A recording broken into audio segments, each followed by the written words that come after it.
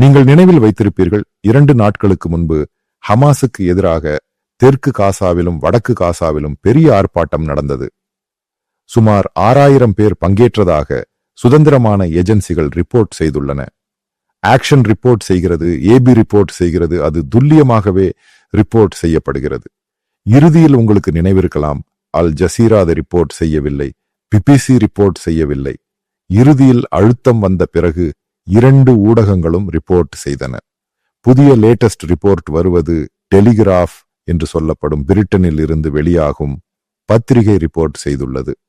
அதில் பங்கேற்ற அந்த ஆர்ப்பாட்டத்தை வழிநடத்திய அல் ரபா என்று சொல்லப்படும் நபரை, அதாவது பாலஸ்தீனியர் இந்த காசாவில் வசிப்பவர், அவரை அடையாளம் கண்டு அழைத்துச் சென்று மிகவும் கொடூரமாக துன்புறுத்தி அடித்துக் கொன்ற பிறகு அவரது வீட்டின் முன்புறம் பிணத்தை கொண்டு வைத்தனர்.